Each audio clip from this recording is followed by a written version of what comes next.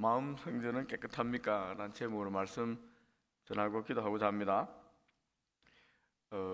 우리는 마태복음 5장에서 7장까지 제자들에게 산 위에서 한 설교, 이 산상설교의 본문을 읽으면서 우리의 주님이신 예수님이 참으로 온유하고 겸손한 분이라는 사실을 알게 됩니다. 또 이사야 선지자는 600년 전에, 예수님 오시기 전 600년 전에 예수님의 성품에 대해서도 기록해 놓고 있습니다. 이사야서 42장 3절 말씀입니다. 상한 갈대를 꺾지 아니하며 꺼져가는 등불을 끄지 아니하고 진실로 정의를 시행할 것이며, 이 땅에 오실 메시아는 상한 갈대도 꺾지 않는다는 것입니다. 꺼져가는 등불도 끄지 않는 정말 온유하고 따뜻한 분이라는 것을 말하고 있습니다. 그리고 예수님 본인께서도 자신을 온유하다라고 우리에게 설명하셨습니다. 마태복음 11장 29절입니다. 나는 마음이 온유하고 겸손하니 나의 멍에를 메고 내게 배우라. 그러면 너희 마음이 쉼을 얻으리니. 스스로 주님께서 나는 마음이 온유하고 겸손하니까 나를 본받아 너도 온유해져라 이렇게 얘기하신 것입니다. 예수님 성품은 온유하다라고 보시면 되겠습니다. 그런데 우리가 읽은 본문, 요한복음 2장의 오늘 본문은 예수님의 온유한 성품과 다른 모습을 보이고 있습니다. 화를 내고 있습니다. 분노하고 있는 모습입니다. 원수를 사랑하고 자기를 핍박하는 자를 위해서 기도하라고 말씀하신 그 예수님이 노끈으로 채찍을 만들어 들고 양과 소를 쳐서 시장 성전에서 내어쫓고 있습니다. 그리고 돈 바꾸는 환전상의 상을 막 엎어버리고 있습니다. 이 화가 대단히 많이 나신 겁니다, 여러분. 도대체 이 온유한 예수님이 이처럼 화를 내고 있는 이유가 무엇이란 말입니까? 이 성전에서 무엇을 보셨기에 예수님께 이처럼 분노하시는 걸까요, 여러분? 본문 14절입니다. 14절 한번 보겠습니다. 성전 안에서 소와 양과 비둘기 파는 사람들과 돈 바꾸는 사람들이 앉아 있는 것을 보시고, 성전에 있어서는 안 되는 모습을 본 것입니다. 그래서 막 화가 난 거예요, 여러분. 성전은 언약궤가 있는 이 지성소, 그리고 지성소 바로 앞구역, 이 제사장들이 예배하고 제사 준비하는 이 성소가 있습니다. 그 부분 뒤에 남성 이스라엘 사람들이 예배드리는 남자의 뜰이 있고, 그 바깥쪽에 또 여자의 뜰이, 여인들의 뜰이 있습니다. 그리고 성전구역의 제일 바깥쪽, 가장 바깥쪽에 이방인의 뜰로 구성되어 있습니다. 이방인도 하나님의 성전에서 예배 드릴 수 있도록 허락된 것입니다. 유대인도 이방인도 하나님께 예배 드리는 곳, 그것이 성전입니다. 그런데 이방인이 예배 드리는 이 뜰, 이방인은 뜰에 소와 양과 비둘기들이 자리 잡고 있는 것 아니겠습니까? 그리고 버젓이 장사꾼들이 세를 얻어서 합법적으로 그곳에 장사를 하고 있었습니다. 예수님은 이 모습을 보시고 마가복음 11장 17절에는 이렇게 말씀하셨습니다. 기록된 바 내 집은 만민이 기도하는 집이라 칭함을 받으리라 하지 아니하였느냐? 너희는 강도의 소굴로 만들었도다. 이 장사꾼의 소굴, 강도의 소굴로 만들었다고 예수님께서 분노하신 거예요. 이 만민이 기도하는 곳이잖아요. 이방인들도 예수님, 하나님께 예배 드릴 수 있는 곳이 성전인데, 그 성전 그 뜰 안에 이방인들이 기도하지 못하도록 몰아내고 소와 양과 비둘기 파는, 그리고 환전상들로 이 가득하게 만들었다는 것입니다. 한마디로 시장을 만들어 버린 것입니다. 도대체 어떻게 성전에 이런 장사꾼들이 장사를 할 수 있단 말입니까, 여러분?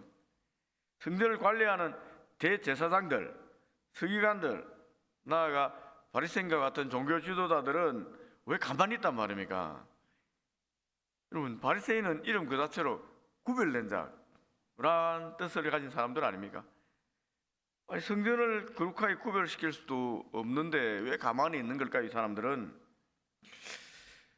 로마 제국과 손을 잡은 대제사장은 하나님의 법보다 로마 제국의 법을 더 우선시했습니다.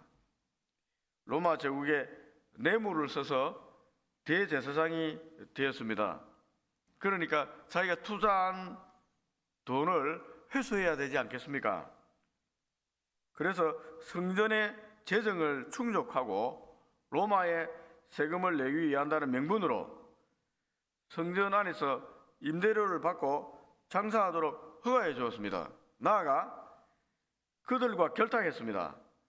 자신들이 허락한 제사 용품만을 성전에서 제사 드리도록 이 독점권을 그들에게 주어서 비싸게 이익을 남기게 했습니다. 그리고 그 이익을 나눠 가진 거예요.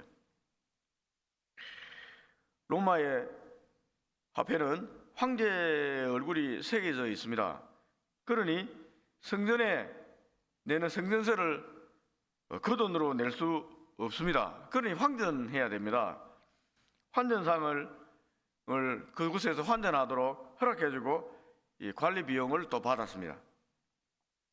선량한 백성들의 돈을 하나님의 이름으로 합법적으로 갈취하는 그들의 모습을 본 예수님께서 이 분노하시는 거예요.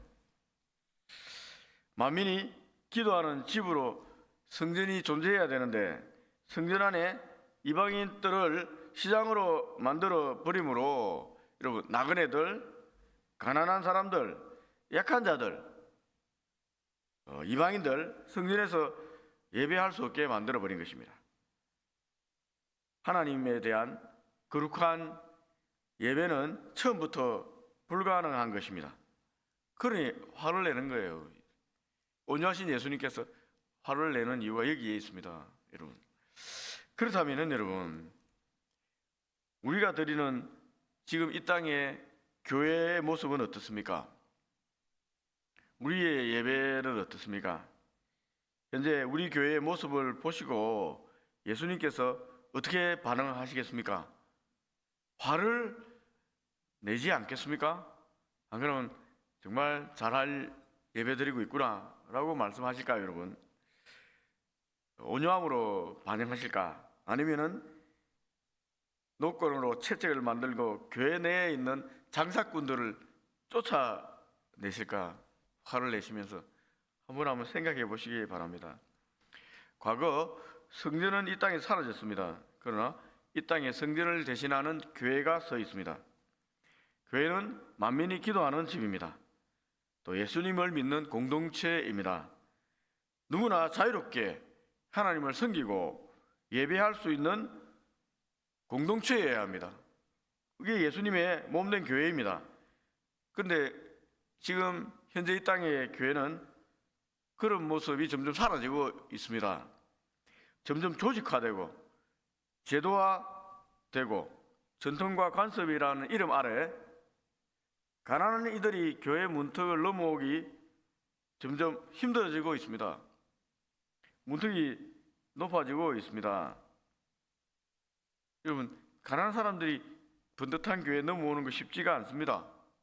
요즘에 전에도 얘기했지만은 헌금 드릴 것이 없다고 못 오는 사람도 있습니다. 교회 가면은 돈이 없으면 못 간다고 생각하는 사람도 많습니다. 왜 이런 생각을 할까요, 여러분? 교회가 이런 모습을 보였기 때문에 그렇다고 생각이 됩니다. 그리고 실제로 가난한 사람들이 교회에 많이 오기가 더 어려운 시대가 되었습니다.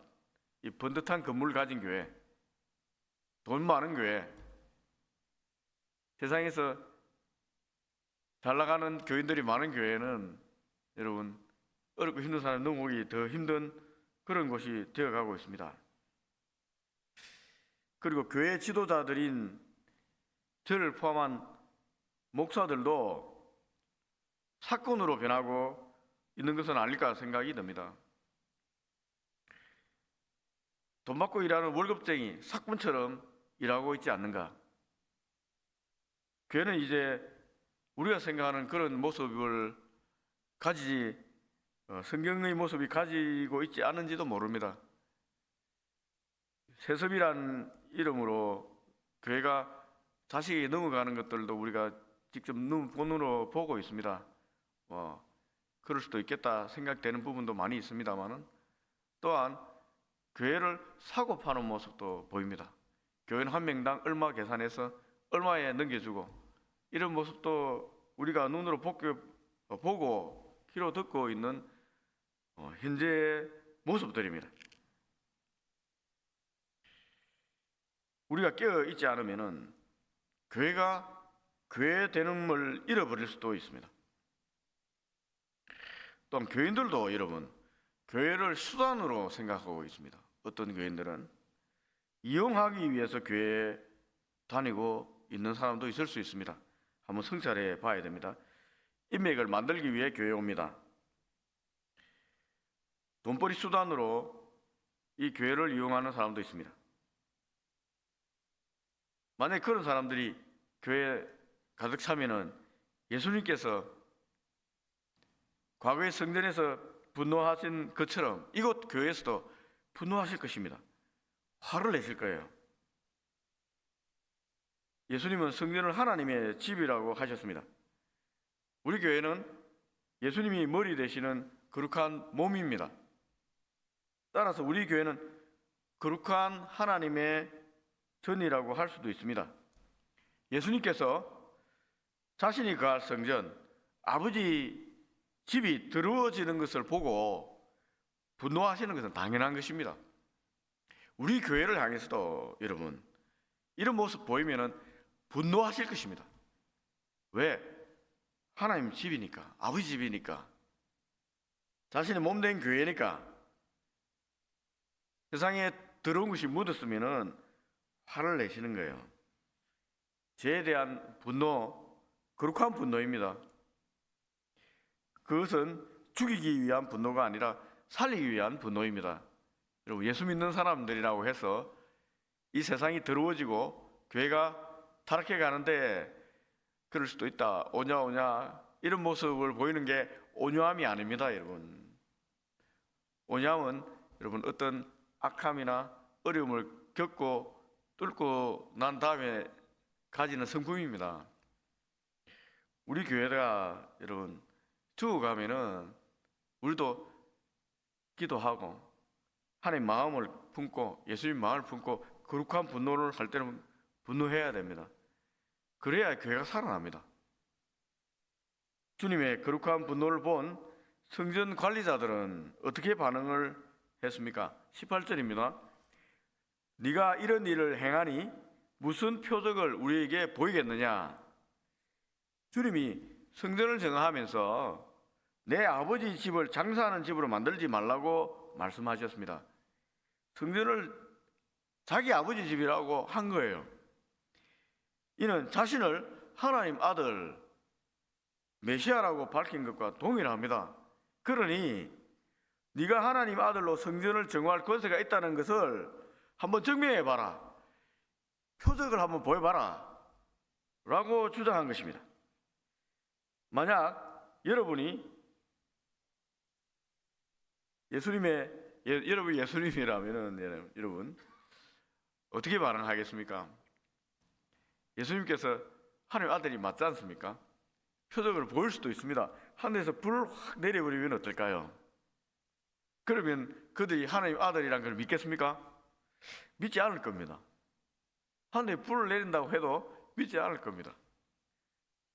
또 이상한 꼬투리를 잡아서 예수님을 비난할 것입니다. 주님은 그들에게 표적을 보여주지 않았습니다. 그 대신 참된 성전은 눈에 보이는 화려한 돌로 만들어진 건물이 아니라 하나님 아들이신 예수님 자신이 성전이다 라는 사실을 밝혔습니다. 19절입니다. 너희가 이 성전을 헐라 내가 사흘 동안에 일으키리라. 주님의 표적은 기적 중에 기적인 십자가와 부활의 표적임을 성전 그 자체인 하나님의 아들 예수님 스스로가 증명하겠다라고 말한 것입니다. 그들이 예수님이 십자가에 죽고 부활한 모습을 보고 이 얘기를 이해했을 것입니다.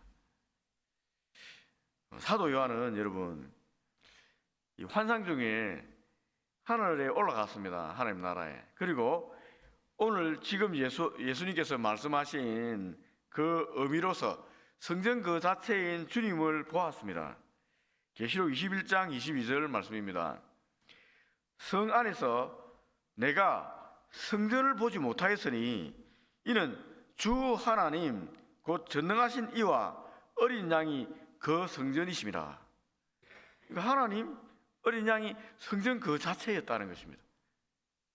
이 예수님께서 이 성전을 헐라 내가 사흘 동안 일으키리라.